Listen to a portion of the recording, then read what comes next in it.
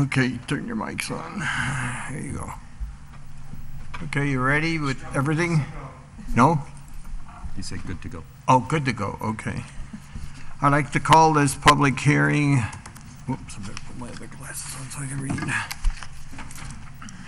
Public hearing concerning a local law on fines and penalties to order on August 10th, 2021. Please rise and we'll pledge the flag.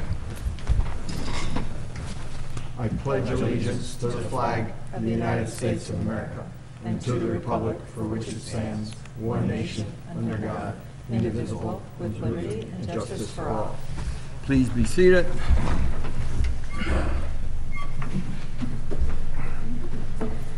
Okay. The town clerk will read the public hearing notice. Please take notice that the Town of Clinton will hold a public hearing on Tuesday, August 10th, 2021, in the Town of Clinton Town Hall, 1215 Center Road, Rhinebeck, New York, at 6:25 p.m. prevailing time, or as soon thereafter as the matter is reached on the agenda concerning proposed local law of 2021, titled Local Law Updating Fines and Penalties Pursuant to Article 16 of the New York Town Law. The public is invited to attend this public hearing to offer comments on the proposed local law. The local law will take effect immediately upon filing with the Secretary of State. Complete copies of the proposed law are available at the town clerk's office for inspection or on the town's website, townofclinton.com. Okay, yep, all done, okay. So at this time, I'm going to turn the meeting over to Councilman Dean Michael because this is his task that he performed. So, Dean? Well, did you just want to open it up for public comment? Yeah, I'm turning the meeting over to you for public comment. All right, Yeah. so I make a motion to open it up for public comment? Juliano, second. Oh, I read down too far. That's, no. You don't need one. No, you don't need Hold one. it. It's just, Yeah. yeah.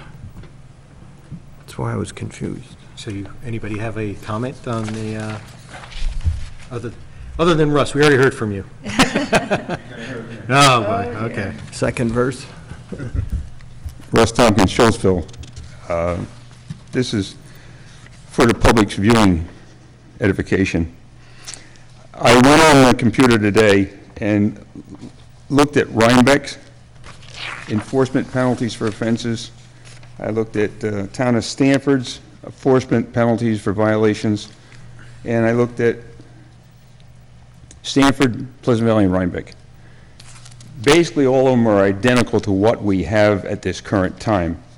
First offense, 0 to 350. Second offense, 350 to 700. Third offense, 700 to 1,000.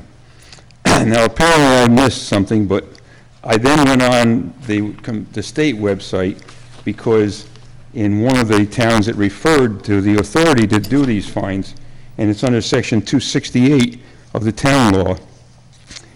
And it says, enforcement remedies, the town board may provide by local law or ordinance for the enforcement of this article and any local law, ordinance, or regulation made thereunder. A violation of this article or such local law, which includes zoning, ordinance, or regulation, is thereby declared to be an offense punishable with a fine not to exceed $350. So that's 0 to 350. And 6 months in jail. It can be both. And for a second offense, it's within 5 years, it's $350 to $700 and possibly 6 months in jail. And for the third offense, within 5 years, punishable with a fine not less than $700 and no more than $1,000. And I thought that was pretty specific that they refer to this section as giving the authority to set this up. Apparently, I just received information that there is another section of law which allows the town to basically subvert this law that is from the state. Allows you to set more higher things. I think it's under the word was local control. That may be true. Maybe you do have the power to do this. I find it interesting that our three neighboring towns are going exactly by what section 268 says. And I don't think that all of your zoning violations are equal. I would hate to see somebody for a zoning violation, which I consider not a serious violation, not bothering people that much, but still a violation, being held to the minimum $1,000. I think under the old one, you had 0 to 350. It gave you, if this goes to court, it gives the judge judicial discretion to make some decisions on how the fine is going to be meted out. When you have a minimum fine, it sounds like you're locked into that.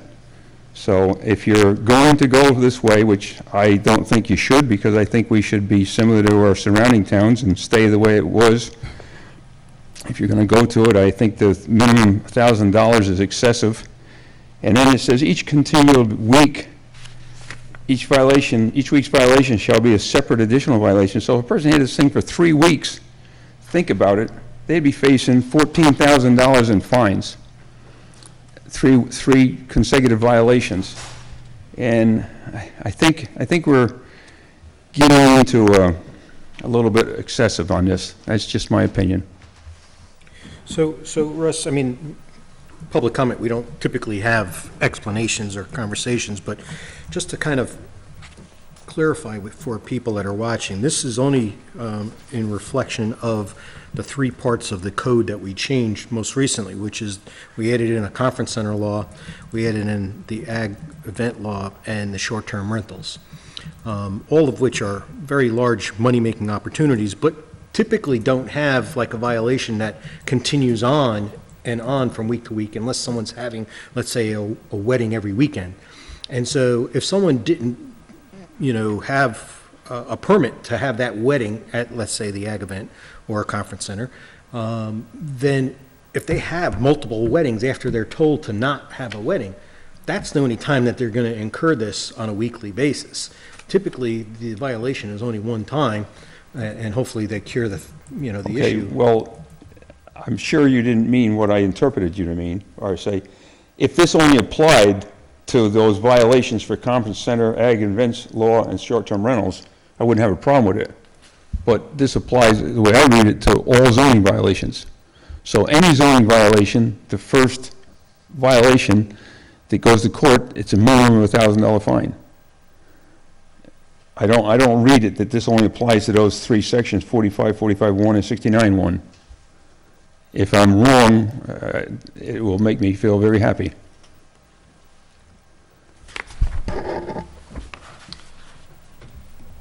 Because right in the first thing it says, section 1, chapter 137 is amended by deleting existing fines and penalties for violation zoning and inserting the following new fines for violation zoning. So it's any violation of zoning is locked into that 1,000 to 2,000 on the first offense.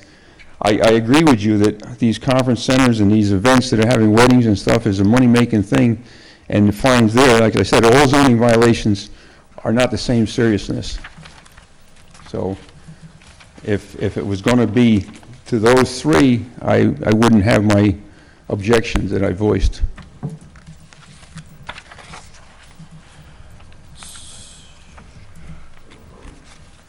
I'll see that when we're talking about it later. Dean, is there a way to modify that one part to make it more clear, or is this came from Shane, didn't it? It came from Shane. Yeah. Here we go. You can hold it open and come back next month. Hi, Katarina Maxianova. I sent my comments by email, but To who? To who? huh?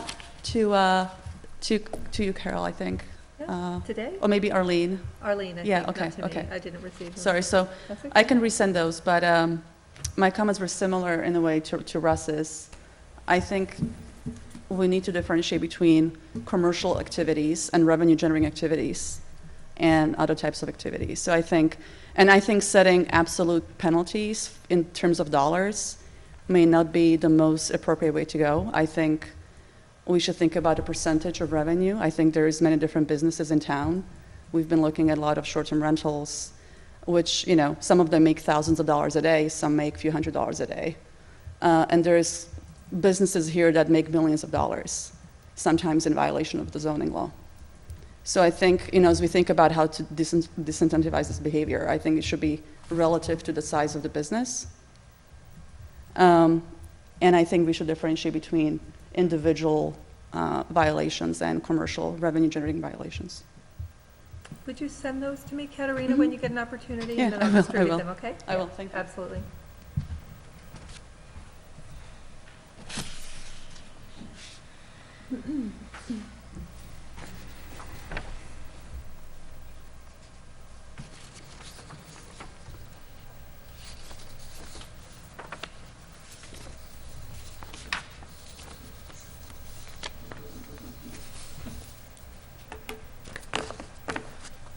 All right. Did anybody else have any extra comments? With that, I guess we can Wanna hold it open? suspend for tonight, holding it open, and I'll clarify with Shane if that's what everybody wants to do, is, because I was under the impression that we were just creating this for the, these three particular, Yep. zonings. Yeah, I know the term violation zoning is used in other things that are in our zoning code, so I wonder if we just came up with a special name like special violation zoning, and those only applied to those three things. Yeah, I'll clarify with Shane. Yeah. The next meeting, Dean, let's hold it open and set the time now, 6:25, Yeah. next September meeting, whatever, does anybody know that date?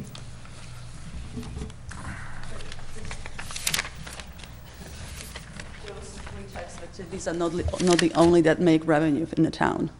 So I understand, but just carving those three out would not really address Be the my 14th. concern. Thank you.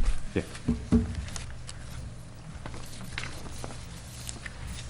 Where's the next town? 14th? September Yeah, that's what I 14th. thought. Yeah, that's what I thought. At 6:25, so do you want to make a 6:25, motion? okay. Do you want me here? Okay, to hold open. I make a motion be resolved that the town board holds open the public hearing until 6:25 PM, September 14th. Is there a second? Second. All in favor? Aye. Aye. Okay. We should change it. I'll make a motion to adjourn the public hearing. Is there a second? Second. All in favor? Aye. Aye. Aye. Motion carried. So we're done with this one.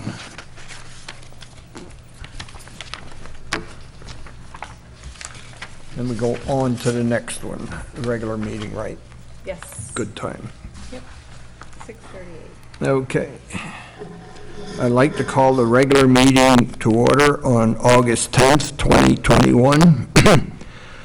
And at this time, we will pledge to the flag. Please rise.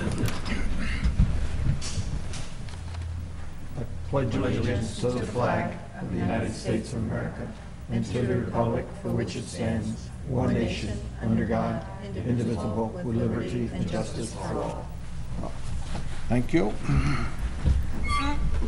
Now we have a pile of minutes. Now, there are agendas in the back there that lead you through what we're doing, so that if you wanted to just know what's next. Okay, I make a motion to approve the minutes of the July 2021 public hearing on cannabis. Is there a second? Second. Any discussion? All in favor? Aye. Aye. Motion carried. I make a motion to approve the minutes of the July 20th, 2021 town board meeting. Is there a second? Second. Any discussion? All in favor? Aye. Motion carried. I make a motion to approve the minutes of the July 29th, 2021 town board executive session. Is there a second? Second. Discussion? All in favor? Aye. Aye. Motion carried. I make a motion to approve the minutes of the August 4th, 2021 Town Board Workshop on ARPA. Second.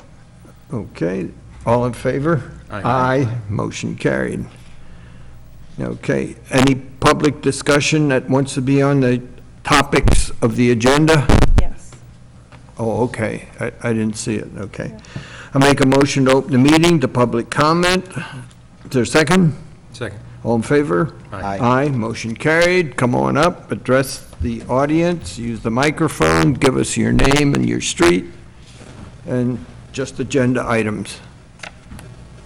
Good evening, everyone. Joseph Tompkins from 9 West Halsted Road on the corner of Browning and Halsted. I've been a resident for 35 years. My 5 kids were born and raised there, and it's a super great town from what I, throughout the years of being here. And I'm here to thank the town board for their support for the event we had at the park on August the 1st. Everybody was just thrilled about it. I want to thank the highway department. Everybody did a phenomenal job, and we really appreciate your support. And extra special thanks to Carol and Tom. They were there from sunup to sundown. They overseed everything, and it was a good turnout. We had something like 140, 150 players. We did really good for the fundraiser, and thank you for letting us put the court in Corey's name. You might want to just elaborate a little bit so the public knows what you're talking about, because I know what it is, but Okay. general public may not. We had a fundraiser for FDR student. He lives right here in the town. He grew up with my kids since knee high and spent many a years. And we had lost him back in March. And my kids kind of like wanted to put something together for a scholarship for FDR. And my daughter Elizabeth, Dan, and Neil, the week before even, it was just like hectic, but we pulled it off. And so we're hoping to continue this. We had a great turnout. The park is super. I heard nothing bad about our park. I had company from out of town coming in, from other towns, LaGrange, Arlington, High Park. They just loved that park. It was super. It was super. So, we spread the word. We had people there talking about mental health awareness, and we had 3 different groups there, and it was good. We had, pretty much something for everybody to do. Okay, thank you. So, Thank you, Joe. but I want to thank you all so much. I want to say that this town is like a big family. And if you seen it in person that day, you would see it. Thank you so much. You're welcome. Thank you, Joe. And I'd like to thank Joe, because he's not taking the credit, but he did a lot of work on this event as well. Okay, Russ, I guess it's your turn. Yeah, for the audience, Russ Tompkins, Shellsville, they're probably getting tired of hearing that. But, We only allow one Tompkins at a meeting. yeah, and we're not related. We're like fleas on a dog. There's Tompkinses all over the place, I'm going to talk about cannabis. I may be the only, according to what I was looking on a computer today, and they estimate that 53% of the adult population has tried it. I guess I'm square, I never tried it. The only time I had experience with cannabis was when they burned it in the State Police Academy, so we'd get used to the smell. And I never forgot that smell. It's, to my way of thinking, nasty. I never had a puff in my life, but then I don't smoke cigarettes either, and I don't drink to excess. Joe just said, like, the town's like a big family. Well, I'd like to think that a big family, we don't need sale of marijuana. We don't need marijuana parlors for people to smoke, and we don't need public consumption of marijuana. I don't think it goes along with the what I would say, hopefully clean experience and clean thing that we're projecting for this town. Somebody here said we should treat it like bars, or like alcohol. Well, we don't have any bars in town, so I would consider that's like a smoking parlor. We don't have any bars. I guess there's some places where if you go get a sandwich, you can have a drink. But I'm adamantly opposed to anything on this marijuana. And the people that say, well, we can get tax money. You're only going to get 3% of the tax on the sale in the town. So if we don't have a place that's selling anything and nobody applies for it, you're not going to get nothing. We've got by for many years in this town and paid our bills without selling marijuana. And I see absolutely no need for it, and I think that it is degrading if we turn around and have sales, have open consumption, and have parlors for it. So that's my opinion. I realize I'm kind of square, but like you say, I was born in this town, I'm still here in this town 77 years later, and I'm totally against marijuana smoking. Okay, thank you, Russ. Anybody else? Okay, then I make a motion to close public comment, return to regular order of business. Is there a second? Second. All in favor? Aye. Motion carried. Supervisors' comments. Got a potpourri stuff of things that people should be aware of.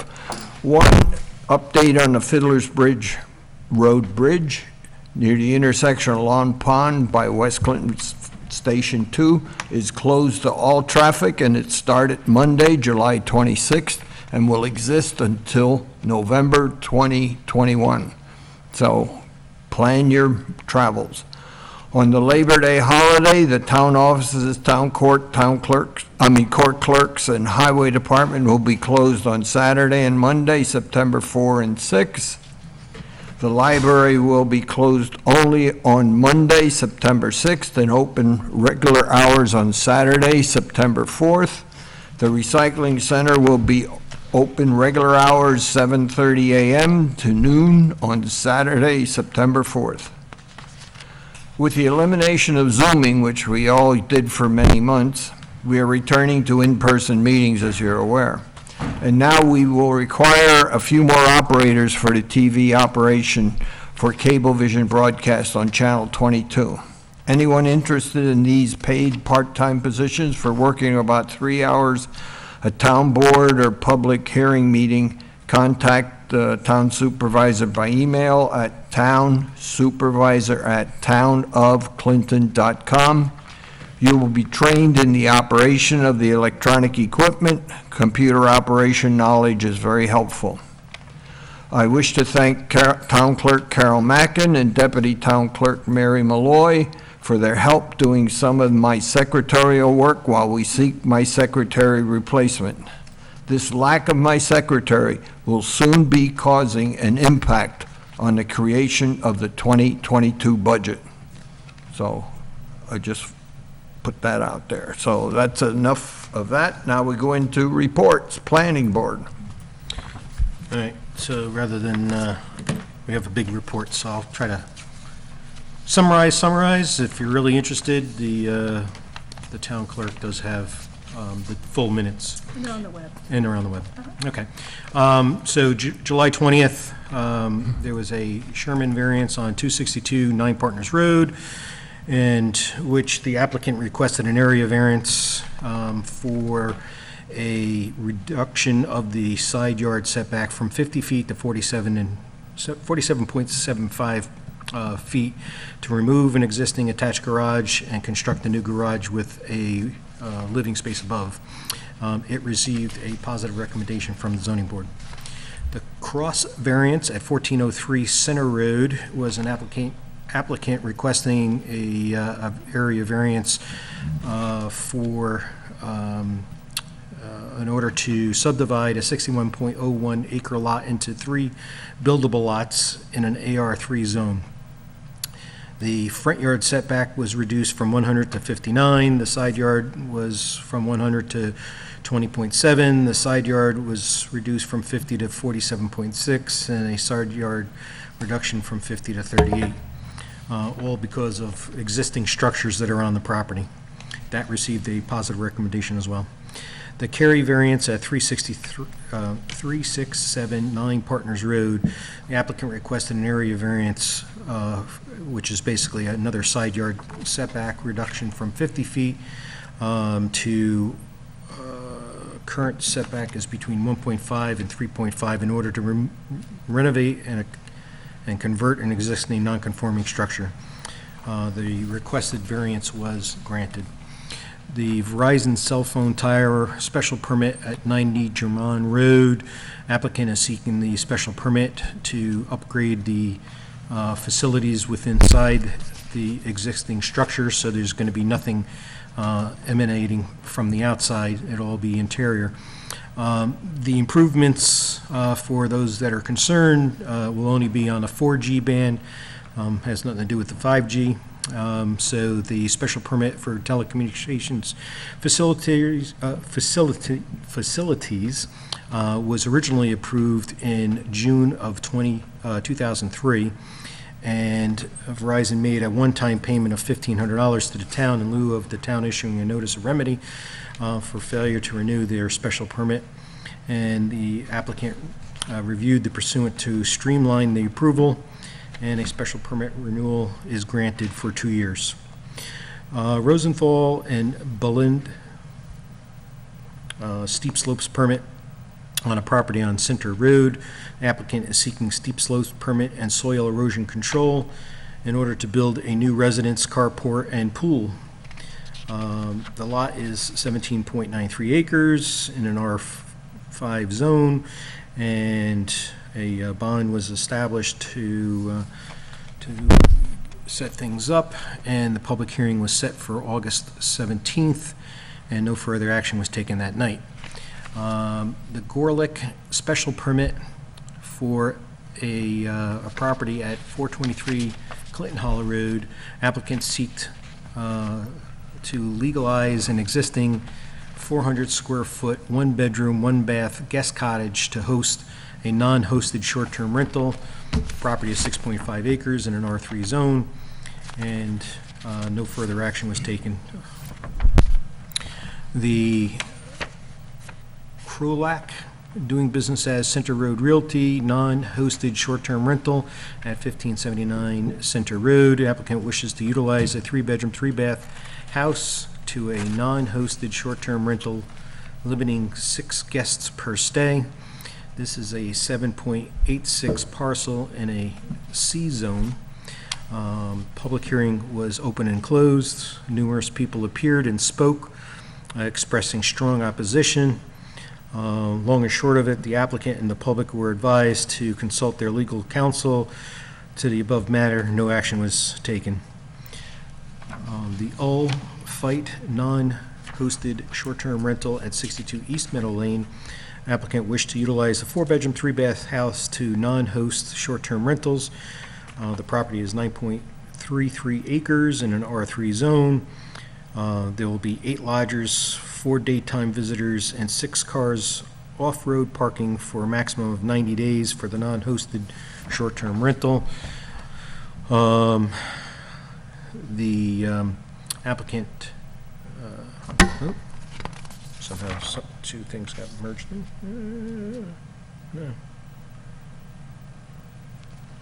It just ended and didn't say any more, but then it says the Rieger 2-lot subdivision on Browning Road and Rusky Lane. Applicant wishes to divide 6.85 acres into 2 lots. See, that's wrong too, because this says lot number 1 will be 5.95 acres and lot number 2 will be 57 acres, so that didn't add up. It says the total is 63.85 acre parcel. The sketch plan approval was issued, and escrow was established for the engineer. Special permit for the Verizon wireless tower at 90 Germont Road. The property owner requested a special renewal for the use of the facilities on the property, and the request for the special permit was granted. And then the steep slopes Rosenthal application, which I mentioned earlier. So there must have been a day in here that didn't get printed. Anyway, in accordance with the applicant's steep slopes permit, the zoning off town zoning regulations, the escrow account was established, and the town attorney is reviewing the performance bonds. End of report.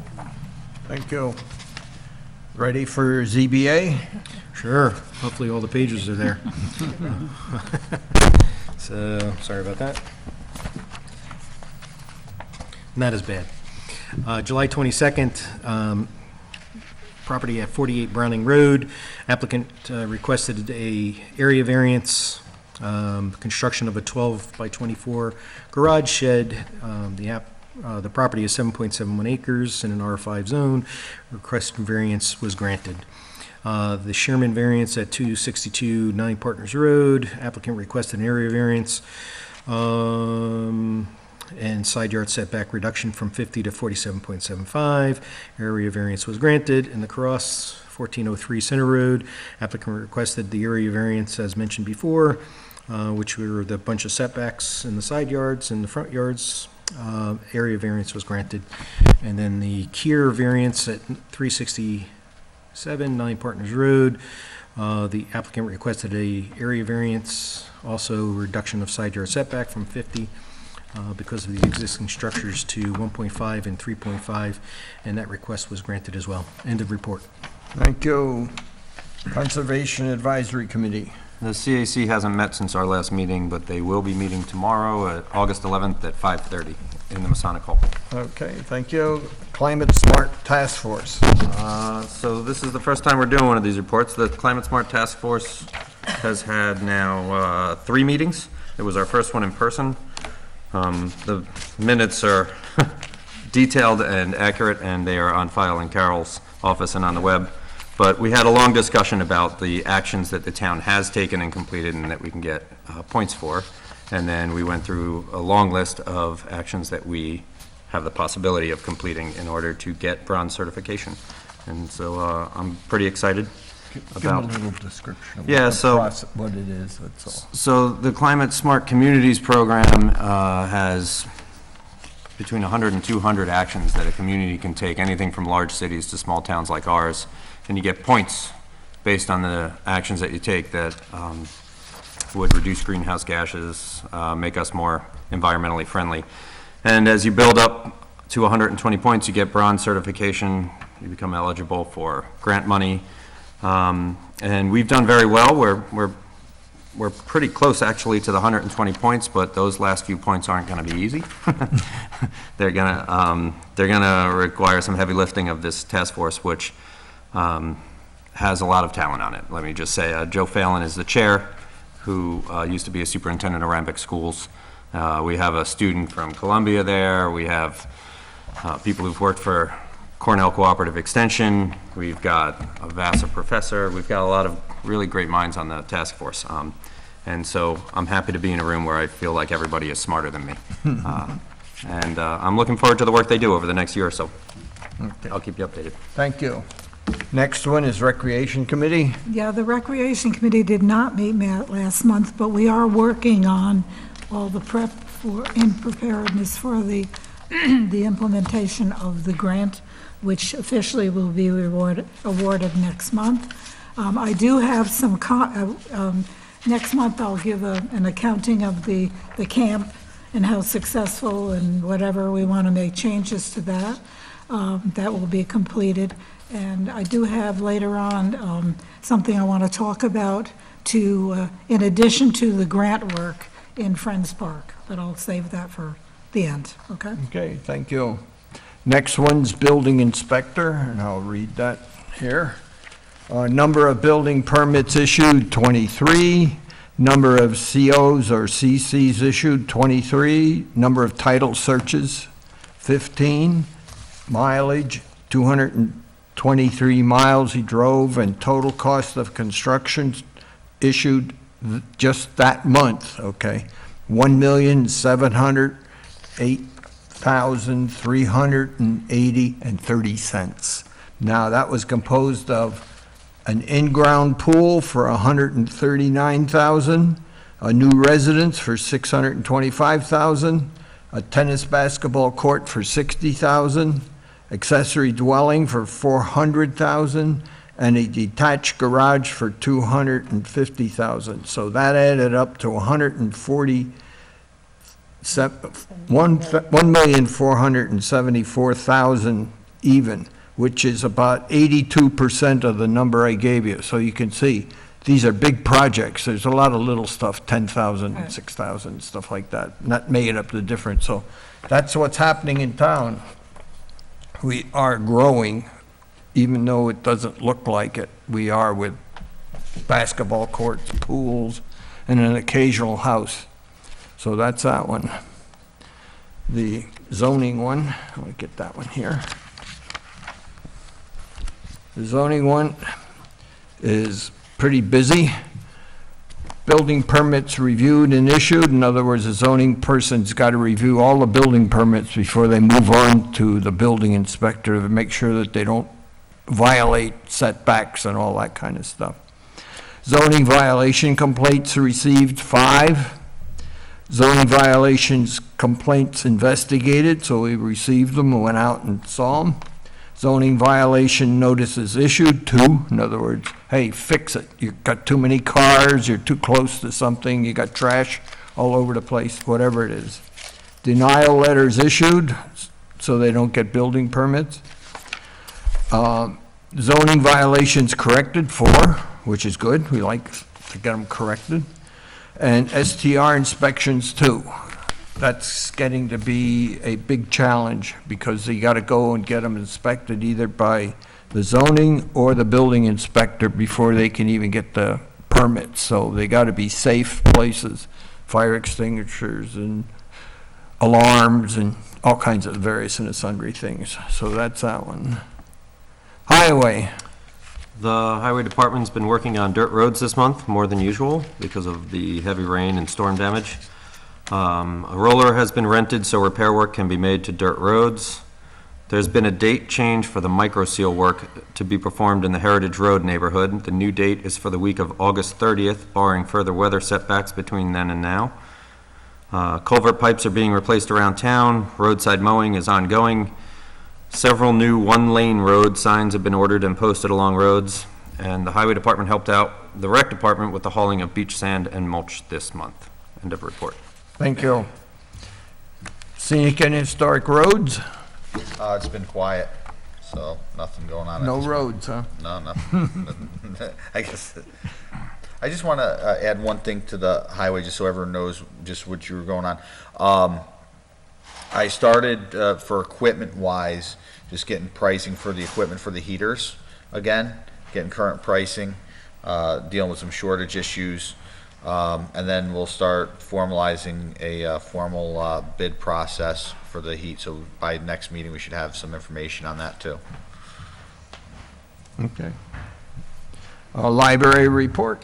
The library trustees met last night, August 9th. The trustees expressed their appreciation to the town board for the advancement of, well, to the supervisor's office, for the advancement of the grant for the library ramp, and we're hopeful that these final steps move quickly, but we know how that goes. The library is recommending that all patrons wear masks inside the library regardless of vaccination status, and 2 HP laptops have been purchased for patron use.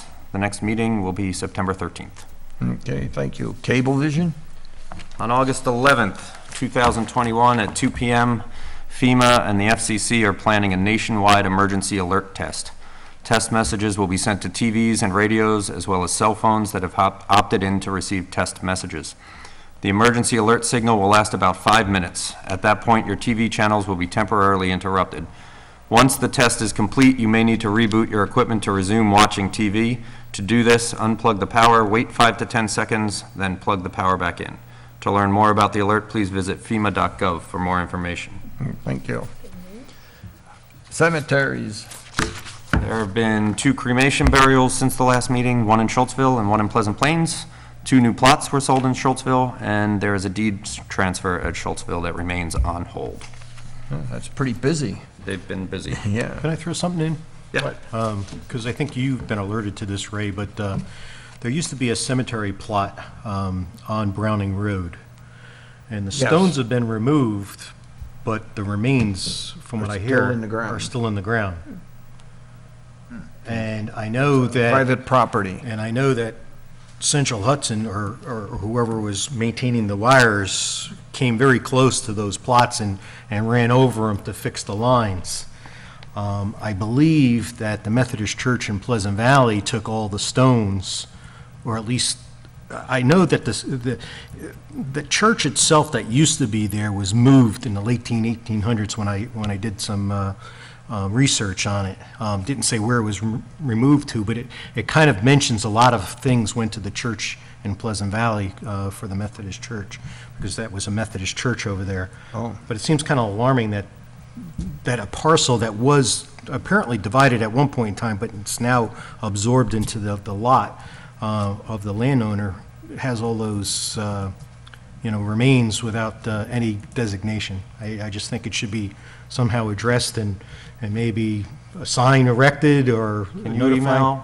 Can you email me and Elliot about it? Yeah. And I'll see if I can visit the landowner. Yeah, I took from the historical, from the Dutchess County parcel access, that's how I found out about the church and everything, from the historical records on site. But it just seems to me to be a disgrace that we would be trampling over someone's gravesite. I mean, if it's on private property, we probably can't do much without their permission, but maybe we can get the Clinton Historical It's Society. at the corner of their property, too, Yeah. so, and it's a distance away from their house. I don't think they would mind, but, Okay, It was part of the old Gray farm. okay. When he was racing horses and he had the fuel oil, the gasoline. it and mentioned fuel oil 4 companies. families, because it actually listed the names, So like 4 4 different people. family Yeah. names, Oh, wow. Okay, Interesting. so. thank you. Okay. Zoning revision. I guess that's me. Yeah. So, from our last meeting, I've already uploaded, or I didn't personally upload, but I gave to Carol and Fred to upload the revisions that were made. So if you are interested in tracking that information, you can go to our website and get all that information. The date is typically the third Thursday. Unfortunately, last month and this month, we had to change the date because of conflicts. So instead of the 19th, it's going to be the following week, which is the 26th. So if you have any concerns or want to have any input, we're getting very close to the end. I think we may only have a few more topics, other than reviewing the ones that we just made, before we'll go into the definitions. So hopefully we can see the light at the tunnel. Close. Okay, proposed transmission lines, flagging and staking of the corridor from Claverac to Pleasant Valley is taking place to denote the edge of the right-of-way, future vegetation removal and limits, and environmental resources.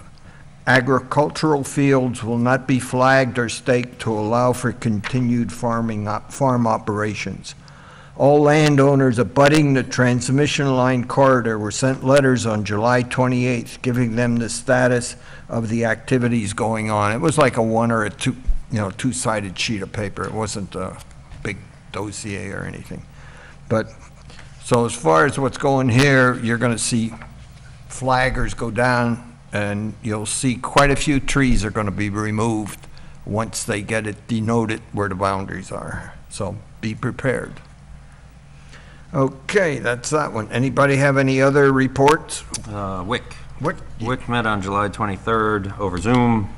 They discussed whether they would continue Zoom with no discussion, no resolution of that, because they don't meet again until November, so things can change between then and now. They did a brief update on the 9-element plan, which has little to no impact on the town of Clinton. I'll be honest, I keep going to these meetings, and I love them because I'm a nerd, but they really don't discuss much that impacts our community. But I'll keep going. Okay. Any others? That's it. Okay, old business, Dean, on town-wide revaluation. So I've been working with Teresa. I have the 85-page template for an RFP, which I think is quite ridiculous. So we're working on it, but Teresa, after her conference with other town assessors, feels that she's just going to let the 100% go, and she feels that most of the other town assessors are going to do the same thing, for the reason that if she had to do it right now, it would probably have to raise everybody in town about 30%. It's been a boom for the last year, and she can certainly go in and handpick all those sales and raise them accordingly, but ultimately, it's starting to level out from what I'm seeing in the market. So whether it continues to level or if it's just a vacation lull, I don't know, but it does seem like there's a little bit of a low. So Teresa is a little concerned about doing the assessment right this second anyway. But we're working on it. I got the approval from Maris to post for the interns, and Teresa is going to send you a revised budget to include both the interns and a deputy, so that we can at least budget for it. Okay. End of the report. Yeah. What he means by budget is we're starting the 2022 budget. That's for the expenditures, both revenue and expense for next year. And that is in the process right now. So if you don't put it in, you don't have it when you want to do it next year. So it's a little early, but that's the way you got to do business. Okay. The approval of the local law on fines and penalties. We're holding that open? Yeah, so that'll be held open. Right. Okay. Okay, the next one is cannabis decisions. Okay, now, let me just go through this thing a little bit with you. I've been honchoing this thing. We sent out, well, there were 3 questions the town board needs to make decisions on now, to allow us time to process the appropriate paperwork for local law or whatever, because that takes 3-4 months till you write it and public hearings and all that stuff. So the one issue was, do we want to allow the sale of cannabis products in our town after the regulations get developed by New York State? If we allow the sale, we'll be able to receive a 3% sales tax revenue source. If we do not approve the sale in town, we will not get any sales tax revenue. In other words, we only get money for what we do in town.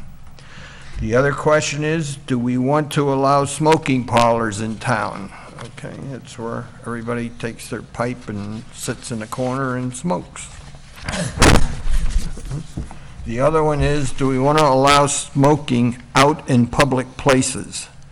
Now, no cannabis smoking is allowed in private or public vehicles and eating places. That's in the law already, so that's not in there.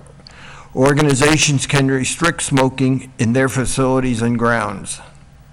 So we mailed out a quick information to, I don't know, 300 some people, something like that, and I mailed out like 50 to friends and everything, you know. So we just tried to blanket the community. It was also on the webpage and all, to solicit the town's residents' comments on those 3 questions.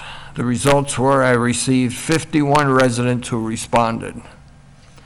Now, sale of marijuana, yes, 35.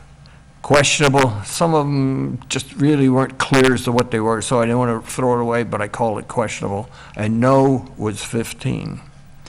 Have smoking parlors, 11 for yes, 4 question, 31 no. Smoking in public, 13 yes, 1 no, and 31, I mean, 1 question and 31 no. Not every resident voted on each question, so that is why the totals in each question vary. It is evident from the voting that the residents are overwhelmingly in favor in selling marijuana, not allowing smoking parlors, and not allowing smoking in public places. So then, based on that, I wrote 3 motions that we can, we got to vote on so we know how we're going, so we can decide on it. Now, all the above questions, or not the comments, but the actual questions, are subject to town zoning as to locations and restrictions which must be revised. So if we do allow certain things, then there's all kinds of craziness. There are other issues possible once we get the new rules and regulations from New York State government later this year. We got a smattering of them, but not all the details. So I don't expect that until November, December, so we can't wait for that. We expect that the locations would probably follow the same rules as you do for bars, you know, so many feet from a school or whatever, you know. So with that, I have 3 motions, resolutions, 1 for each. But before we got into that, does anyone on the board have any comments they want to say or something?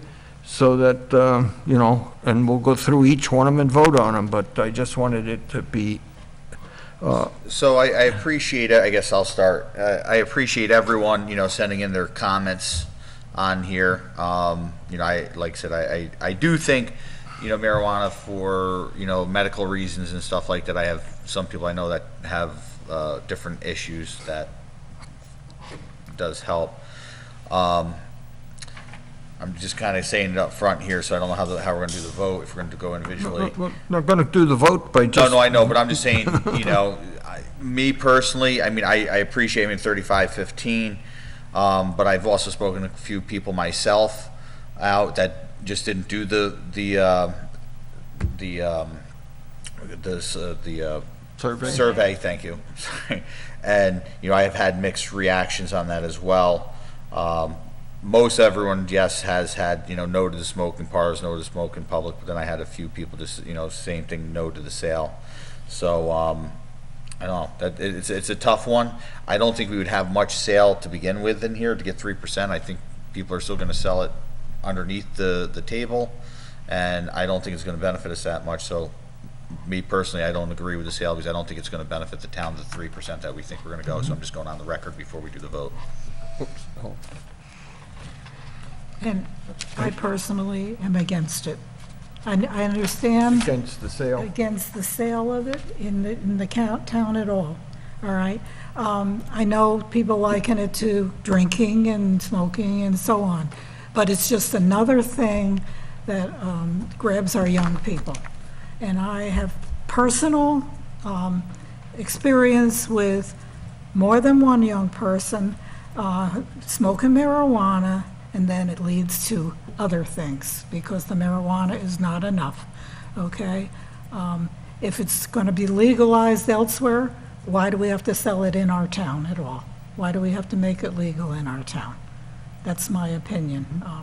I agree with the points that Russ has made, I agree with the points he's made, and certainly I don't think the decision should be made based on revenue, okay? Yeah, I don't think we're gonna see that in a lot of the other states that have done stuff like that with the revenue. They're not getting what they thought they would get out of it. And if you really read in between the fine lines on that, and I think that's where I started looking back on it. I wanted to see the truth on it, because I mean, do I have a personal problem with anyone smoking? Probably not, you know, I mean, but I don't think the benefit is gonna be there for the town if the 3% would be great, but I think from precedent from other states and other towns out of state that have already tried this, it's flopping for the revenue source, so. And I don't know what the state is going to come up with, we won't know till the end. Yeah, But originally, the talk was that if they legalized it, it would be something that you did in the confines of your own home, okay? That's And still that- available. And that if you drove under the influence or anything else, it would be handled just like alcohol or anything else. But it almost sounds like now we're looking at expanding this to other avenues, and I personally don't agree with that. That's it. Does anybody else want to say something? I'm thinking carefully. Well, while you're thinking. While you're thinking, I'll say something. Yeah, please, go. I'll save you. We're all entitled to our opinion. that's right. I'm not trying to change his opinion or anything. There is another option if we wish to do. We can say no to sale and pass a law on no to sale.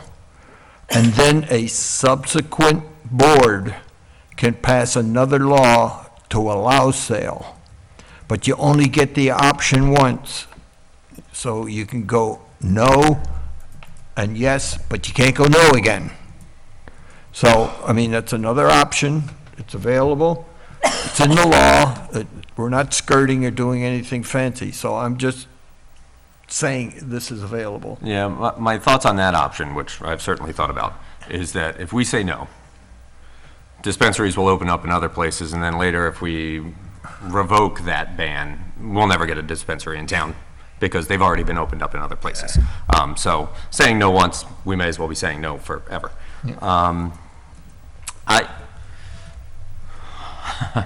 It's okay. I spent 20 years in the entertainment industry, so I'll just start there and say that I may have been around drug use in my career.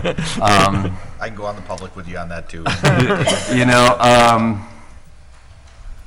I just don't like the demonization I hear of it, where somebody uses marijuana, it leads to all these things and all these crimes, and like I saw these emails, we saw them all, and there was so much like, oh, it's gonna lead to, there was the word derelicts in our town at one point, like, it's just not true. And I feel like it's things that are being written by people who don't actually have experience with the drug itself or being around people who've used the drug.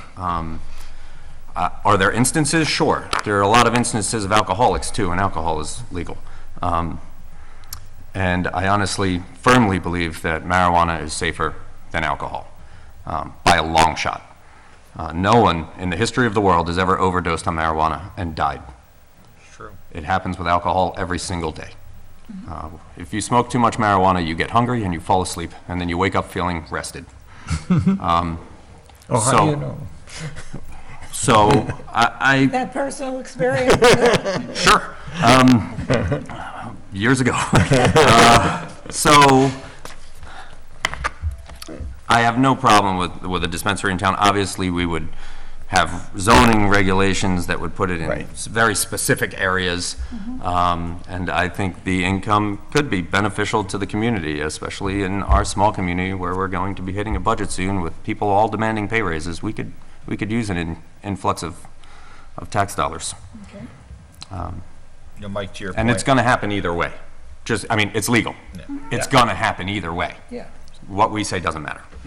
I just want to say one thing, because I've had a recording studio and for many years, and I can tell you countless stuff that I've seen, and obviously the pot was the least of the worries on that. So I agree with the demonization fact of that. I just, my point, and like I said, it's not the demonization, because I've had one of my best friends, and I use him as an example all the time. I tell him he's a functioning pothead.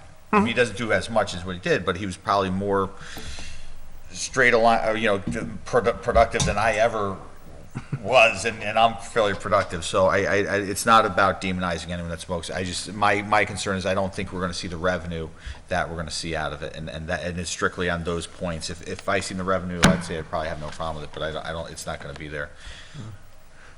I've gone to supervisors and mayors meetings for the last few months, and this subject has come up, and there's no consensus across any of them which way to go.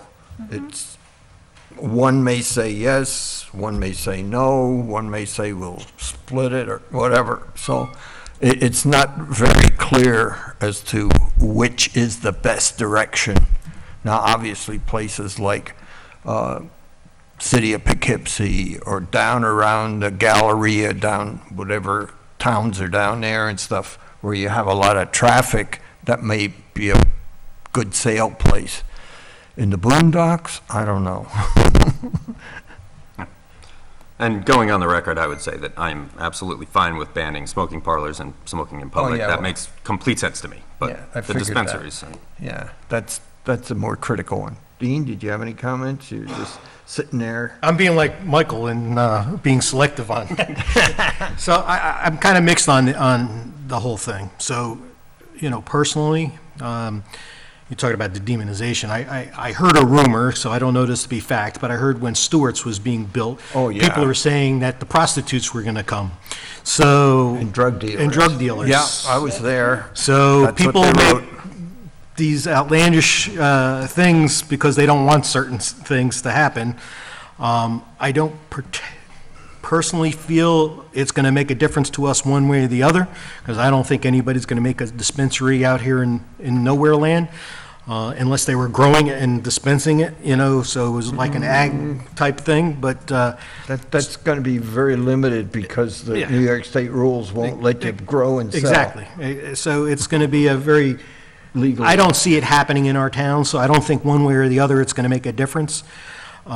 Me personally, I don't think that the government should be promoting anything that's bad, so whether it be smoking or drinking or anything else, I don't think government should be in that business of promoting bad things. And so, holistically, it does seem to work for some people, and medically, so people should be able to have access to it.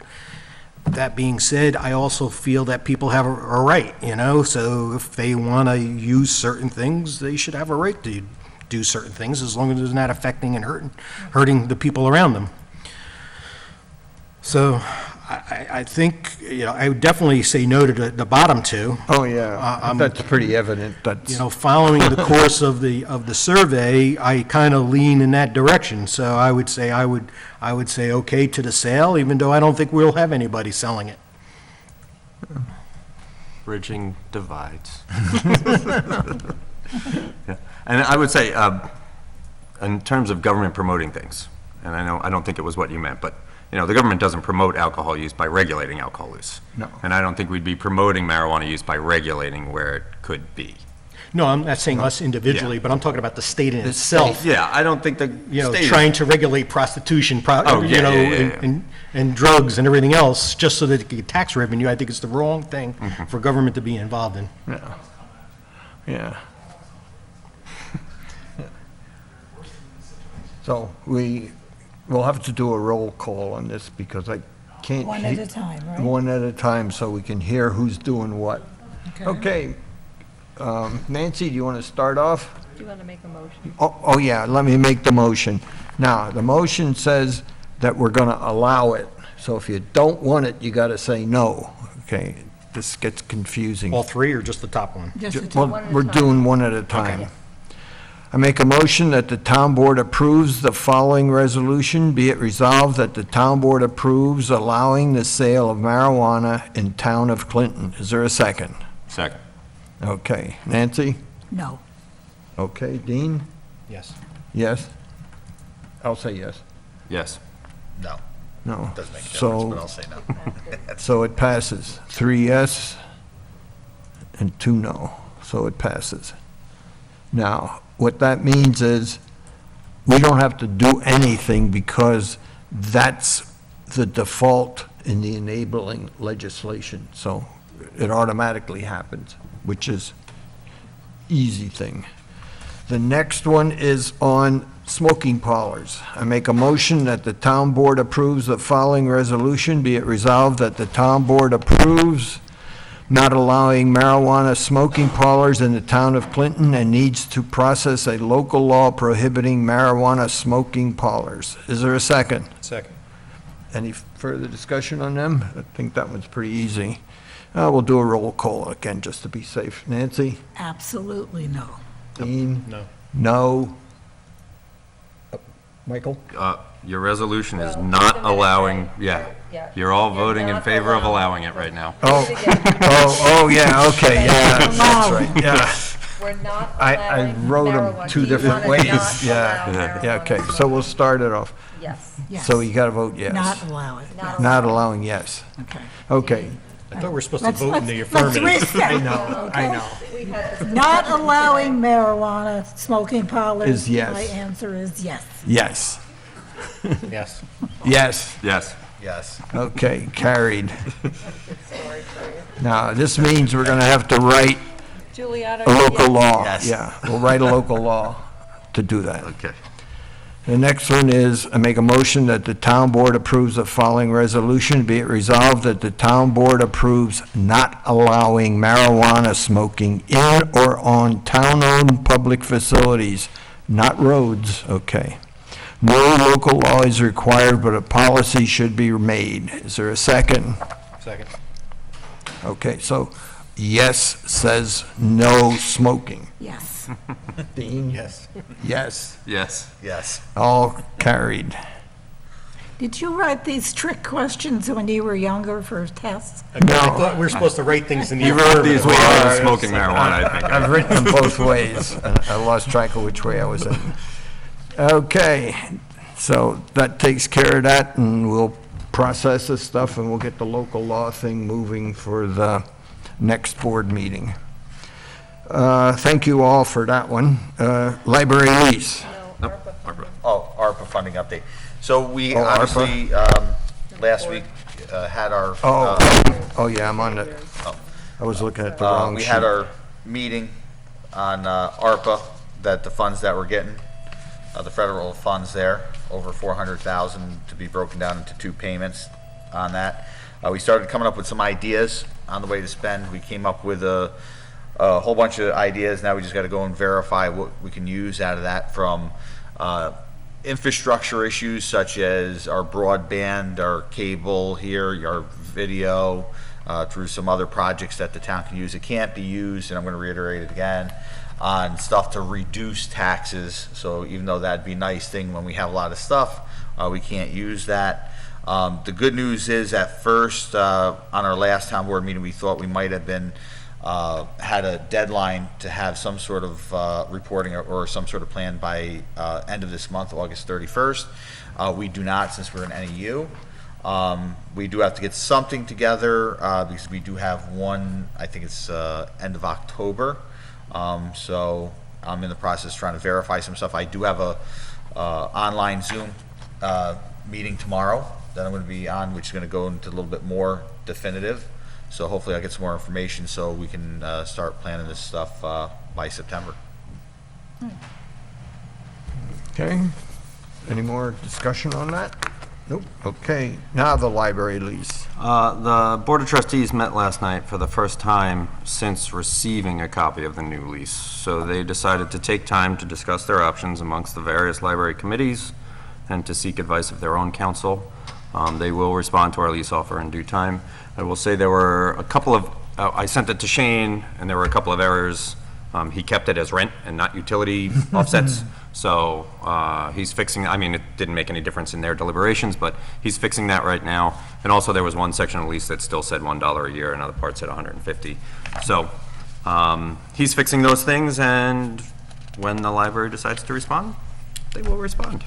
Okay, so we'll put, Next, there's another item. We're gonna add a number 6. Yeah, I added it to the agenda late. oh, yeah, Yeah. yeah. I just wanted to speak about the Spaceman Shootout, that Joe Tompkins was here and discussed it at the public comments. So we had an event at, what was it, August 1st? At the Franmark Park to raise awareness and raise funds of mental health issues in the name of Corey Gallinger, a young man who both worked for the town at one point but grew up here, played at that court. We've renamed the court after him, but I have been in the town of Clinton on and off since I was 9 years old. And I've never seen such a great event. There were so many people at that park. Cars were parked, thanks to Tom Mackin, cars were parked all over the hill, and Carol, sorry, all over the hill, on both sides of the barricades, all over the parking lot. Like, we had to squeeze cars in because of the number of people that showed up. 140 basketball players in a 3-man tournament, 3-on-3 tournament. East Clinton Fire, West Clinton Fire, Fairview Fire, donating their time and effort. There was a bounce house, there was ice cream, there was face painting, cotton candy. I mean, it was like a Clinton Community Day, and we at the same time were raising money for an incredible cause and bringing awareness to a very important issue. I by far think it's it's the thing I'm most proud of ever doing so far in my 4 years here. So I just want to acknowledge Kathy and Kaylin Gallinger, the family of Corey, who have been amazing throughout this whole thing. And of course, Lizzie, Dan, Neil, and Joe Tompkins, who put so much time and effort into it. It's personal to me. 20 years ago, I lost my best friend to suicide. Yes. Okay. Thank you. Okay, so we'll change subject. We'll go to the new business. This is approved the extension of the snow and ice control agreement with Dutchess County. What we do is, the county has a lot of roads out here, all these CR roads, 18, 19, 16, you name them. And they subcontract us to go and snow plow and sand them in the wintertime, so they don't, because they don't have enough trucks or equipment, or we'd be waiting days before they actually did it. So this is a contract, and we've been doing this for now, I don't know, 10 years or something like that.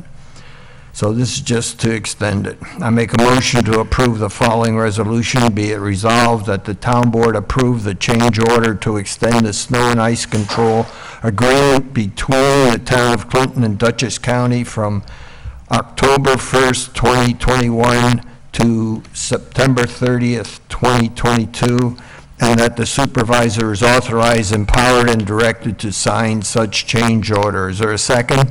Second. Any discussion? All in favor? Aye. Carried. Next one.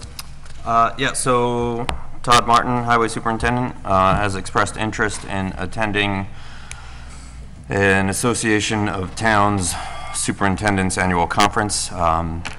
He could not attend last year due to COVID, and so this would be the first one he's been able to attend, and I think it's a good idea. So I make a motion to approve the following resolution. Be it resolved that the town board approve Highway Superintendent Martin's attendance at New York State Association of Towns Superintendents Annual Conference, September 28th to October 1st, 2021, at the Saratoga Hilton at a cost not to exceed $1,287. Is there a second? Second. Any further discussion? All in favor? Aye. Aye. Motion carried.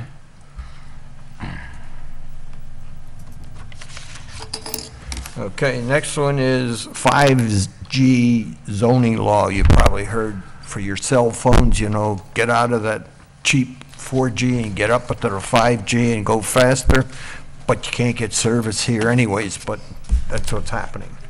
So, I bring this issue up so we can develop zoning requirements before the various companies come to start installing 5G installations. Several towns in southern Dutchess County and the city of Poughkeepsie are having 5G installations done now. And I'm just asking, what are the board's comments on taking action at this time? Nobody has asked that I know of to come here for 5G, but it's a different way that they're going to have these units on poles all over the place. And there have been some horror stories. And we got an attorney, not that I'm recommending him per se, and there are template zoning laws that would cover it. Are we interested or not, or whatever? We can put it in the budget, you know, for next year, because it's not in the budget this year. I don't know how much it would cost, but, you know, if we don't take care of it now, we could be frustrated with people coming in saying, here it is, we're going to start building, and the difficulty that'll come up is we'll have to go through a moratorium. And that could cause legal complications. So whatever the board wants, I'm just bringing it up as a topic so we don't miss the boat. Not being a technologist, okay, and they can all attest to that. The cell phone service here is terrible. The internet is terrible. Everything here is terrible when we want to use technology to get out to the community. So what is this going to do for us? So, and I'm not an expert on this either, but, you know, we have a hard time getting towers built in town for cell phones. It's not worth the cost and effort, I guess. I don't know why they don't get. And our rules. And our rules, and so that's called large cell technology. Basically, the cell tower has a big circle, and they build another one nearby that their circles overlap so you can pass from one to one. 5G is small cell technology. They have smaller circles, so you'd put one on, say, every third telephone pole in those circles. Like 2,000 feet. Yeah. So 1,000 each direction.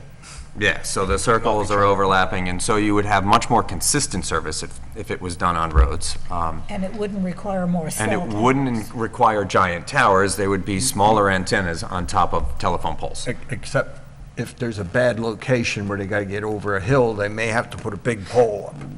Yeah, So that could, yeah, then that could be. There's some exceptions that can pop up. Now, you may read a lot of things on the internet about how great it is. how great it is, sure, but you'll also read that it'll bad it change is. your blood composition, or it'll give you a cancer, or this or that. Well, it's a radio wave. We've all been carrying cell phones in our pockets and putting them to our ears for over 20 years, and we haven't seen an increase in cancer rates because of it. So I get concerned when I hear the 5G things, which is why I get concerned by this attorney in particular. He seems a little ambulance chaser-ish to Yeah. me. Now, I did look into it, Ray knows this, I looked in, I think it was Fishkill wrote Fishkill, they wrote a zoning law for 5G just to regulate how they are installed on the telephone poles. And I'd be willing to look at that and try to copy part of it for our use if we want to go that way.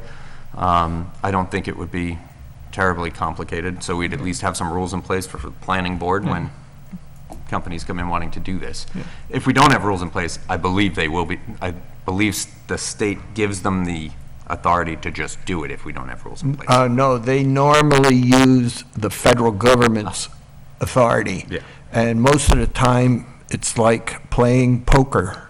They have a straight face and lie, and you think that they're telling you the truth and they're not. So you gotta know the words, you gotta know where the source of the information is truly coming from. So it's not like, an inch is so long, you get a ruler and we all agree what an inch is. Here, we don't agree what a lot of stuff is because we don't know, and it's not a fixed dimension. So that's why you gotta have somebody else's document or spend a lot of money in writing your own, because I don't know, and I'm sure Michael doesn't know what you gotta be concerned about. Could be the color of the box for all I know. I don't know. I think I'm on the term of trying to work out some sort of zoning, plan for that. Again, I think we're up here, we need to have communication. It's really to the point, a lot of people do not have a typical landline anymore, for the old, for some of us that remember the corded phones and, sitting there sharing one phone. Everyone's got their cell service, and then in the event of emergency, my God, we were talking about this over, and we have one phone over at Franmark Park, but we were talking about one of our things possibly doing for communication, part of that ARPA funds, was to either put some sort of network extender, if they weren't doing something on there, or even some sort of Wi-Fi capable to have. If someone ever had an emergency, we need to have that. The only thing I will say, as a personal note, and not with cell phones directly, but our family business for many years had, we had our own repeater, and we had, handhelds, and my father back in the early 90s did have a tumor in his head. He used to have, they're much bigger, they had the big repeater, the whole walkie-talkie kind of thing. And it, his doctors and stuff said it was definitely, some sort of frequency. Now, those frequencies were different, but frequencies definitely affect. I'm no different. I live with my phone. I mean, every time we pick up a phone, we're all taking the risk in our hands. Is it any different? I don't know anyone who doesn't have. Well, actually, we do. We do know one person that doesn't use a cell phone or a computer. I'll let her remain anonymous. But What road is Only that when kid I on? have to. but honestly, I think we need to look at it, and it'd be easier to come up with a way to regulate it and have a plan than fight them, because I think we'll just sit there fighting, and then we'll be paying more of an attorney kind of going back and forth. It's not going to be close. We're going to lose that one. The other reason I bring it up is, remember, we were talking about the 2022 budget. So if this was going to be a big costly thing that we need to spend 20,000 or whatever to get something written, we got to put it in the budget. Now, if Michael can go and get one of these other towns and generically it would fit us, we could throw that in and see where it is, and at least we got something, and we'll worry about refining it another year or something like that. Yeah, I'll work on Fishkills, and I'll look at this attorney. He's obviously throwing out a lot of other codes that we need to look at, and I'll make sure that it's not going to come back to bite us. But I think Fishkills has worked out well, from what I read. Well, there's no 5G in the area, so Yeah. they could write the law, Well, but yeah, we don't know and- how well it's going to work. And a lot of this has been a concern because I'm sure all of you have noticed throughout the entire region, they are replacing telephone poles. And the telephone poles are about 10 to 15 feet taller than the ones they're replacing. And a lot of the thought is that this is in preparation to put, well, whether it's true or not, we've gotten phone calls and I've been in Yeah. people's homes who are saying they're gonna put 5G. Just so you know, there is in the county, we do have 5G service already Yeah. happening. And, quite a few areas, quite a few towns already, so it's there. It's in the southern part, and Poughkeepsie, Town city of Poughkeepsie going Poughkeepsie. into Pleasant Valley, there's 5G. Yeah. Just for, Well, I'm not giving up my pink princess phone. No, I'm only kidding, but I'm not that far down. But I just think we. Does it have a need- crank we on the side? Party line, too. I think we need more information. Yeah, However yeah. we can So- get it. So Verizon, when they came to the planning board, they specifically said they weren't doing 5G. It was only 4G. I've heard a lot of different medical things. I'm not a scientist or anything else like that. I'm all for getting better cell service in Oh, this town. gosh, yes. One of my concerns, taking off the frequencies and the concerns of the health and all that other stuff, is that we have a lot of complaints about our cable vision. And so now we're going to let someone else go onto our poles, which is probably only going to be one vendor. And then we're going to be limited to just having that one vendor and not having in a cell phone tower where there could be 2 or 3, people sharing a tower. Now they're going to be limited to one person. So are we really going to get the best service for our? is that the case? I don't know how, I know Yeah, like with cable companies, we have a AT&T's got their franchise own, and agreement. then Yeah. Verizon, and then they have a lot of the sub-carriers are, with each of their bands. have share They have agreements. shared agreements on them. I know there's like 2 that are totally But different. when we allowed them to put the tower over on Jamon Road originally, we made them, part of the contract, allow for other people to go in the tower. Now, there was reasons why they companies, didn't yeah. do it, was because everybody wants to be at the top. Wow. And so the spacing, but, technology is getting better, maybe it can be more accommodating for that. But that's why someone else was going to put up another tower right next to the other one on Jamon Road. The only benefit of in 5G, and I'm going to use Carroll because you have a long driveway, so I'm not signaling out. If it gets in closer, there are services and, that you can tie in, for cable and internet through, not, because it's not just a cell phone that uses it. Some of our tablets and stuff that have Oh, yeah. 5G service that can bring in, and then there's Microwave technology. microwave technology that can use Beam, your own straight beam. routers and stuff like that off of that. So if we're looking for, again, infrastructure, there's a lot of stuff that goes along with it, and health reasons and locations, and I agree, we got to make sure it'd be fair, so we're not singling one person out, but I mean, if one starts to build it, they all will come, we just got to be able to regulate how that happens. And Yeah, as I think not doing it, they are gonna come, because yeah. federal law gives them the authority to do it, To do something. to do something. So, we have the ability to maybe control some of it, I think. No, I think we should regulate it. Yeah. And So, as we look at all of this, we have already talked about trying to do something with our broadcast equipment and so on. So maybe there's a way to tie it into our advantage. Yeah. Okay. So So I guess I have another more thing to info do. is needed. yeah, and, if you just give us a direction, and I'm not looking for a final product in September, if we have to build something into next year's budget, Okay. then we'll just build something in for it to be prepared, that's Okay, all. okay. And, some magnitude, 5,000 or 1,000 or whatever. Okay. I'm not saying a final product at this point. Okay, the next one is a reserve fund for the Masonic Hall painting. I wrote the reserve fund so we can put money into it, so that monies are going to be accumulated so the painting can be done, because it's not going to be a cheap deal. I make a motion to approve the following resolution. Be it resolved that the town board approve resolution number of 2021 to create a capital reserve fund for the painting of the Masonic Hall. Is there a second? Second. Any further discussion? We already, from when we did the budget for this current year, from last year for this current year, we did put, I forget, what did we? 20,000's in right? there, and Yeah. I'll move that. Yeah, It's to move actually it. being moved in the move funds right now. Okay, good. Yeah. Yeah. Yep. So, all in favor? Aye. Aye. Aye. Motion carried. Good.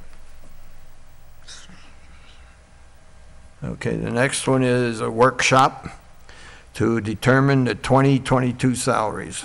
Essentially, I want to have the 2022 salaries agreed to, so that when I put the budget together, I don't have to change them all afterwards. It's a lot of work. So I make a motion to approve the following resolution. Be it resolved that the town board approve holding a special workshop meeting to determine 2022 salaries on Thursday, September 2nd, 2021 at 6:30 PM in the town hall. Is there a second? Second. Any further discussion? I won't be here on the 2nd on that. I'm just letting everyone know. Oh, you can always give us what you want, you know. All right, well, we can try to get there beforehand. I'll be back, yeah, I mean, I come back on the 5th or the 6th, but, yeah, I just wanted to, I mean, write the numbers down and we'll work from them. all right, I guess that's, yeah. I'm not asking you ever to move anything for me. I'm just saying, Yeah, you know, I can't move it much earlier because now we're into all the holiday stuff. can we move it a few days past that? Is that possible? I'd like to be here Well, for it that just one. gets more difficult for me to put all that stuff in the budget because you're talking probably about 100 numbers. What are we talking You're here? talking from the 2nd, which is a Thursday, Yeah. See here, September. Screws available. to the first Tuesday, which is the 7th. Oh, wait, yeah, because I come back on the 6th, that's Labor Day. I'm back on the 6th. And we got it, then I guess that'd be this, yeah. Can we do the 7th? I mean, Let's look at the calendar. if we can do the 7th, I mean, The planning board usually meets. I think there's a lot of stuff on this one, I'd like to be, I understand. Oh, that yeah. you know, it's a trip that I And had. the you know. timing is up. No, I understand Looking that. from my standpoint. No, I understand that, right. I So understand. we do the 7th and we'll do the best we You can do can. the You can't do the 7th here. 7th? No, I can't do the 7th. I run the board meeting across the street. Yeah. So, we'll keep going further, but the 9th is a Thursday, 1 week after the 2nd. Now you're I getting, think it's important that we're all there. because- I'm not disputing that. I'm just trying to say, because the this later year you it's gonna get be, it, the harder it is for me to finish it up because Well, typically Wednesdays, we don't have anything, so even if we made it the 8th, I have a CAC meeting, would but I can work. miss it. That would work. At 5:30, your CAC meeting. Yeah. So you want to do it on Wednesday, the 8th? Right. All right, I Okay, so- appreciate that, thank you very much. Okay. I'm not being rude, I'm just changing the date on my phone. 6:30, Town Hall, and it's in person, so. And I would just like to comment that this is really a very important meeting because we, over the last couple of years, have been trying to recover from a part-time government to more full-time services, okay, which is really needed in the community. But as a result, our pay scales, if you will, or our salaries are not keeping up to be competitive to the outside world. And as we lose individuals, okay, we really have to look at paying what the market pays, or we really can't recruit the best people. And in doing that, there's something called compression, all right, for the people that are doing jobs here. So we really need, this is a very large subject that is extremely important as we move on to 2022, And it greatly affects the budget. right? Okay? Okay, so is there a second now? second. Michael, Okay, all in favor? Aye. Aye. So it's now Wednesday, September 8th. Okay, I added another item, and I gave you a handout on it. I'm not looking for a big discussion at the moment on it, but just to keep you alert. With the ever-increasing COVID Delta virus infection rate, I'd like to go back to mask restrictions for everyone in the buildings and at meetings. County Executive Molinaro will be holding a town supervisors meeting on Thursday to bring us up to date on the status of COVID infections in the county, actions the county plans to take, and actions we should take. After that meeting, I'll let you know what I suggest we do, and a special meeting can be called to implement if necessary, and see the attached today's Freeman newspaper article for more details of possible actions, and it delineates what the I think it's the mayor or the county executive of Ulster County, had proposed, and I'm not saying we do them all, but it gives you a flavor of what's available. So it's more just information, but be prepared. We're gonna have to decide on doing something, I think. Well, I mean, we should definitely follow whatever the county executive and the county health department says. Yeah, well, I'm trying You know, to- these numbers, because I printed off from the okay. county website, you know, so the Dutchess County Department of COVID-19 dashboard, you know, has all those numbers that you're Oh, saying, yeah. and it's relatively available for anybody to see. And the 3.58 number is a 7-day rolling average. So we're probably averaging up right this second, but we could easily next week be averaging down. So, you know, it's certainly It's not a something. stable number. It's not a stable, you know, static number. So to make a decision, I think it should be kind of based on what the county and everybody else is Yeah. doing. And we should also reflect off the numbers, not off what the newspaper says, because they're also maybe a week behind on numbers too. So, Well, you know, yeah, when I they w- write a report, you know, they don't take the most. Yeah, I wasn't worried about the Sure. physical numbers, but the kinds of actions that they proposed that they were gonna do. Whether they apply to us or not, Right. it's better to have something to work from than to originate, is all I was looking at. So that'll be a next month's item. Okay, any other items? Then we go into resignations Yeah, and appointments? I do. Yeah. I have one. As you know, we do have I always want to say a fund. Subdivision rec fund? Thank you. I don't know why that's such a thing with me. What we call a subdivision fund. In that fund, we have about $100,000. That fund is basically, we're able to use that for recreation types of things, improvements in the park, et cetera, et cetera. We have been wonderfully surprised to get this Latest grant. grant for Friends Park. And in doing that, part of the plan is that we will pave a portion of Friends Park toward the guardrails for handicap parking, but very limited. So on the road into Friends Park, it's all dirt, it's holes. We don't have enough handicap parking when we have events like all the ballpark kids playing and so on. So in the month of September, we are going to be paving over by Friends Park, several of the roads. And we will have all the equipment there for paving.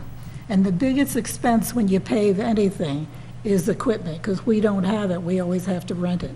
It's not the blacktop itself, it's the equipment that costs so much.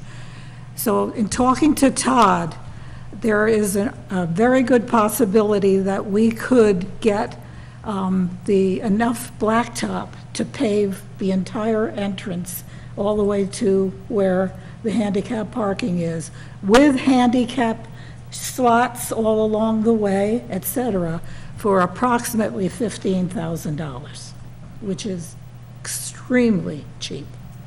So I am going to bring a motion with more specifics to the next meeting to propose that we do that and take that money out of the fund, okay? It's going to be too late. Any repairs to that And park? it has nothing to do with the grant, No, I didn't say it. okay? That's an ARPA funding, because that's in a community development block grant, low income census block. So you can get the money from that and do other things if you want. But I can't get more money than what we have. No, what Ray's saying is, since we got the ARPA funding coming, that's one of the conditions that we can use, so. But then we're gonna, if we wait, that is gonna triple Okay, so. what we're asking for. So right now, in that fund, we have that, can we, and I don't know the process if it's possible, because obviously we're on a when would that be able to be done? When did Todd say? Todd said he was In going to do it the September. 30th, right? Yeah, I'm looking In for that September. highway report. So. Late what- September. Which I think is a good thing, I mean, we, Thought it was August 30th. August 30th. It's an opportunity. It's August 30th. It's too late for us So to we wait the next got to make a meeting. decision tonight, we got to do some sort of motion. now on that, and that's where I don't know Well, I don't have any quote, but I we did, can maybe make a motion to up to a certain amount. I mean, is that possible? okay. I could, because I think it's an opportunity that we will not have again. And if we're able to put that back into the ARPA funding, and, you know, I don't know the feasibility, if we take it out and pay, can we put it back in, I you know? don't know, you gotta get authorization from them to spend the money. Even And though that's we not- have the money in my account, you gotta get approval from ARPA to spend it, because they gotta approve the project. Yeah, but for the NEUs on this, we have a little bit more flexibility, other than like the state, you know, the state or federal, you know, some of the other stuff where they have. You're running it. Well, no, That's I'm the just, way it I'm just goes. saying that from everything that I've read, that we have that flexibility. Now, the only thing is it can't be used 100% for highway. So long as this is done under the rec, that's our thing. So it would have to, you know, even though the highway department's doing it, it's not on the actual highway, But- road structure. It can't be a D code. But my thing is, Yeah, that's a that good is point. what this fund has been put aside to Yeah, do. so- and you're saying And we we have have been that- talking about this fund, we only touched it once, and that was when we did Franmar So Park. I say if we could get ARPA to do it, fine. If not, we got 15,000. Let's just approve up to 15,000 at this point. Hopefully getting ARPA, if not, having the 15,000 coming out of We the rec got fund. we got the money there, and it'd be nice to do something for that Fine, park. fine. Because obviously, you know, Fran Mark's And this got way a we little can have it done in benefits. coordination with the three town roads that we're doing over on that side of the Right. town. For a third of the price, Right. Yeah, okay? whatever you want. So do I make a Make a motion. motion? Make a motion. I make a motion that the town board approve the paving of Franmar Park entrance. Friends Park. I'm sorry, the paving of Friends Park entrance, okay? That's for later on, that's the bomb I'll drop later. Friends Park entrance by the, coordinated by the Highway Department Not to for, exceed 15,000. for the amount of, not to exceed $15,000, okay? And the money to be taken out of, do I say where that is Yes, to come? got to. Out of the Subdivision, well, you want subdivision? subdivision fund, right? Be replaced by ARPA if approved? And to be Sure. replaced by ARP if applicable, right? Second. Okay? Okay, all in favor? Aye. Aye. That was agonizing, but thank you. Okay. Okay, we ready to move on? Yep. Okay, I make a motion to accept the resignation of Felicity Schaefer as clerk effective July 29, 2021. Is there a second? Second. Any discussion? All in favor? Aye. Aye. Motion carried. I make a motion to appoint Kara Martin as seasonal laborer/wingman at a rate of pay of $14 per hour as needed effective July 18, 2021. Is there a second? Second. Any discussion? All in favor? Aye. Aye. Motion carried. Who's that?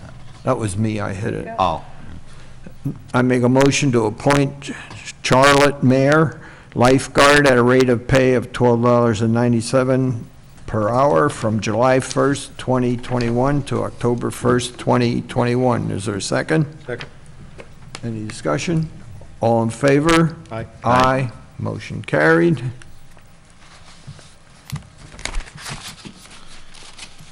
Approval of warrants. Dean. Make a motion, be resolved, the town board approves the August 10th, 2021 general fund warrant vouchers number 345 through 379 totaling $21,044.06, and the August 10th, 2021 highway fund warrant vouchers 164 through 175 totaling $32,430.71. Is there a second? second. Discussion? All in favor? Aye. Aye. Carried. Ray, before, I seen there's another thing on here, deputy highway superintendent with a question mark. Not my subject, I'm not talking to it. No, I don't have anything to say. that was just put on if we wanted to do something. Oh, okay, all right, I seen that there. Yep. motion to move funds because we don't always guess the numbers in the budget exactly, so we always got to move it around to make it just like you do at home with your checkbook. I make a motion to approve the following resolution. Be it resolved that the town board approves the resolution number of 2021, a resolution to move funds at the August 10th, 2021 meeting. Is there a second? Second. Any discussion? All in favor? All in favor, aye? Aye. Okay. Come on, let's move along. And, okay, that's the move one. And then the supervisor's report. Supervisor's report is a monthly reconciliation of the finances of the town, the variance report and stuff like that's all in it. I make a motion to approve the following resolution. Be it resolved that the town board approves the final supervisor's report for July 2021. Is there a second? Second. All in favor? Aye. Motion carried. Does anybody have any public discussion that they want to talk to? If not, this is on anything related to the town. Well, I'm definitely looking for a... No, well, okay, that's all I asked. Okay, I make a motion to open the meeting to public discussion. Is there a second? Second. Aye. All in favor? Aye. Motion carried. Okay, come on up, Kelsey.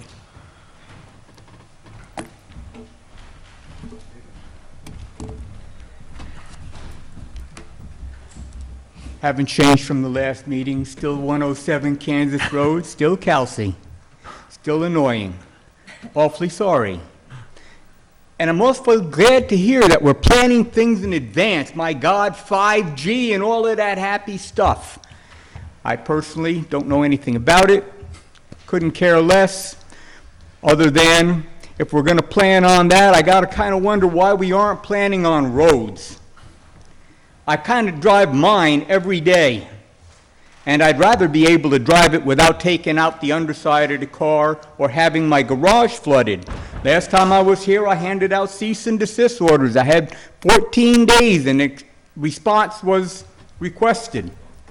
Well, I would have to say that from last month to this month, we've exceeded the 14 days, and there has been no response, other than somebody sending out half a dozen people, give or take, to look at whatever at the top of my driveway, which was awfully nice of them, on the one hand. On the other hand, while we're all standing there, everybody says, well, gee, what's going to take care of this is culverts, gullies down either side of the road. But it's not in the budget. Back to that damn budget, you know? I don't understand why after over 20 years, we can't get Kansas Road into the budget. It's becoming more than mildly annoying. Now I'm told, well, maybe we're gonna put in a little holding pond, something called a pizza something. Michael got back to me on the phone today. I don't know what a pizza whatever was. Pete Sataro, who was at the meeting, who said he would send you a Pete, drawing. I'm sorry. My machine hears like I hear. Neither of us, even with my damn hearing aids, they aren't working up to par. So in any event, they had decided that instead of that, because the gully was going to cost money, they're going to put in a little pond and funnel it down the existing driveway, and that's all well with me. The only catch-22 I have with that is, A, nobody's ever gotten back to me on it with any kind of a proposal, and B, the minute that was proposed by the town engineer, the town highway superintendent jumped up and says, well, gee, that'll be the last thing I do. If it doesn't work, you're on your own. Now, that doesn't mean to me that our highway superintendent has a lot of faith in our highway engineer. Just crazy thought on my part. If you all people don't trust each other with what they're coming up with for solutions, maybe we ought to budget for hiring somebody that everybody trusts and finally get this point resolved. The only thing that everybody agreed on was that gullies run down the road was something that was going to work. Well, it's been 40 years I've been living there, and by golly, you could have had a gully done just by the rain itself. It's washed that much of it out. And the next thing that kind of blew me away was that the town engineer didn't want to walk down my driveway to look at the devastation that is happening there. So how he can sit there and say, well, this is what's going to solve it, without ever walking down the driveway I would kind of go with the superintendent and wonder if he knew what he was talking about. And the other thing was, my complaint is for 3 areas, not just my driveway.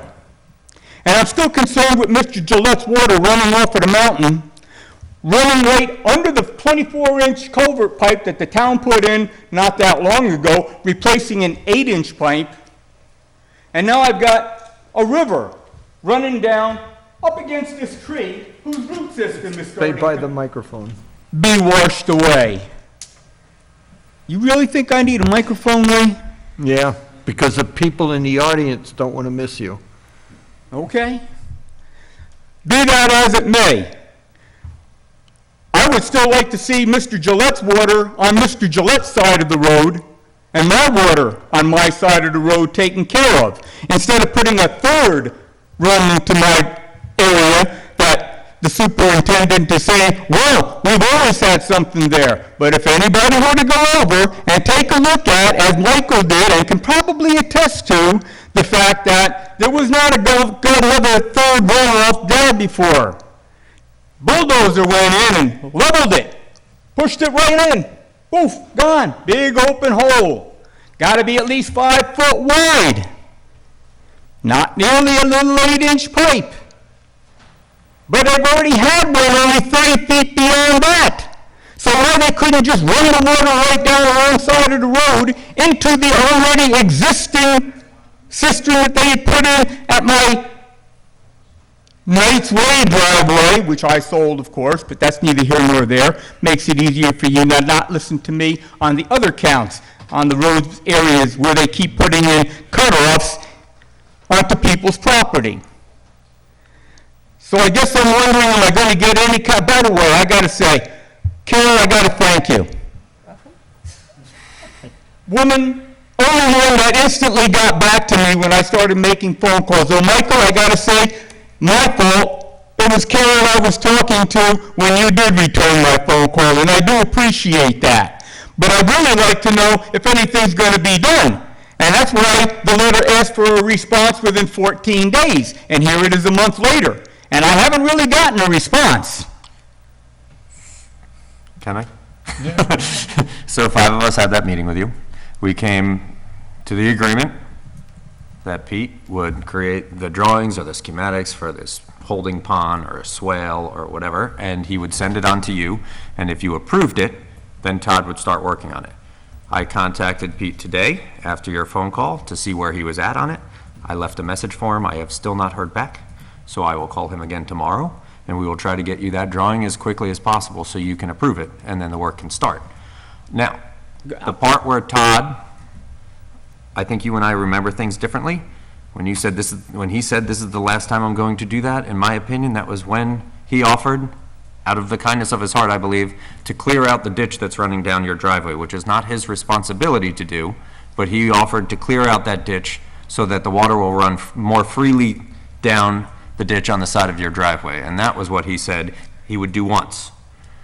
Which That may be. I'm not exactly certain, but it's not my dirt that's laying in there. Well, It's all what the town is running off into well, water is there. always going to be running into that ditch, and it's always going to be carrying dirt, so it's always going to fill. But where would It's I go always going- 10 years before now, and now all the time it's running down? Running down the whole damn driveway into the garage. I mean, there's where your engineer comes in. I don't know these things. All I know is Mr. Hildebrandt had the problem solved for me before it got recorrected. And here I am sitting there with my thumb up my left nostril, hassling with you people over something that shouldn't be a problem because the problem had been eliminated.